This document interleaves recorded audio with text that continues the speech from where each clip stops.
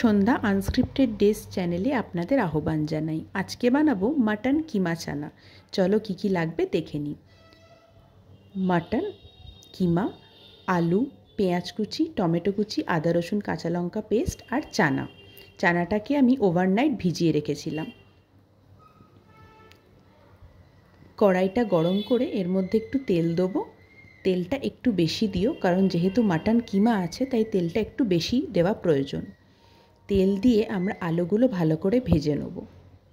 আলুগুলো ভেজে আমরা তুলে নেব, দিয়ে আলাদা একটা পাত্রে রেখে দেবো। আলু আমাদের ভাজা হয়ে গেলে ওই একই তেলে আমরা দেব কিছু গোটা গরম মশলা, তেজপাতা, শুকনো লঙ্কা। গোটা গরম মশলা আমার আগে থেকে জিরে রয়েছে, তাই আর আলাদা করে আমি গোটা জিরে দিইনি, তোমরা দিতে পারো। গোটা গরম মশলা দেওয়ার পর আমরা দেব পেঁয়াজ কুচি। পেঁয়াজ কুচিটা দিয়ে ভালো করে নেড়েচেড়ে হালকা একটু ভেজে নিতে হবে। ভাজা হয়ে গেলে আগে থেকে করে রাখা পেস্টটা দিতে হবে, আদা রসুন আর কাঁচা লঙ্কা। পেস্টটা দিয়ে ভালো করে নাড়িয়ে নিতে হবে। এরপর আমরা দেব গুঁড়ো মশলাগুলো। একে একে কী কী গুঁড়ো মশলা এখানে ইউজ করেছি চলো তোমাদেরকে দেখাই। প্রথমে আমি এখানে দিয়েছি একটু হলুদ গুঁড়ো, একটু ধনে গুঁড়ো আর একটু জিরে গুঁড়ো, আর দিয়েছি কাশ্মীরি রেড পাউডার বা কাশ্মীরি রেড লঙ্কা, যেটাতে আর কি লাল রং হয়, ঝালটা কম হয়, লাল রং হয়। এই মশলাগুলো সব দেওয়ার পর তোমরা দেবে এভারেস্টের চানা মশলা। আমি এভারেস্টের ইউজ করেছি, তোমরা যে কোনো ব্র্যান্ডের ইউজ করতে পারো। ভালো করে একটু মিশিয়ে এরপর দেবে গরম মশলা গুঁড়ো।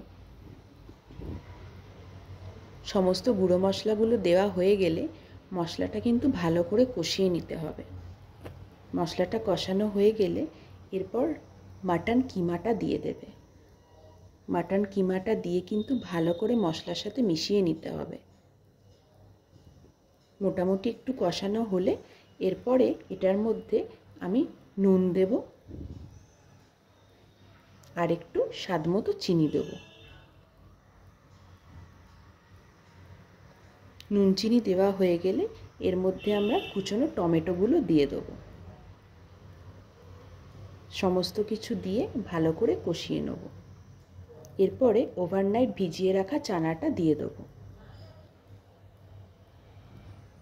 এটাও একসাথে সমস্ত কিছু ভালো করে মিশিয়ে এটা কিন্তু আমাদেরকে প্রেসারে শিফট করতে হবে। প্রেসারে শিফট করার আগে আমরা আলুগুলো দিয়ে দেবো। ভেজে রেখেছিলাম যে আলুগুলো, ওগুলো দিয়ে প্রেসারে দিয়ে দেবো পরিমাণ মতো জল দিয়ে।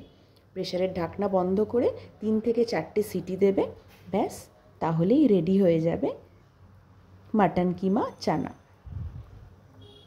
দেখো কি সুন্দর দেখতে হয়েছে না? এই রেসিপিটা তোমরা যে কোনো জিনিসের সাথে কিন্তু শেয়ার করতে পারো, যেমন রুটি, পরোটা, লুচি। ও হ্যাঁ, নামানোর সময় একটু কাসুরি মেথি দিতে ভুলো না কিন্তু।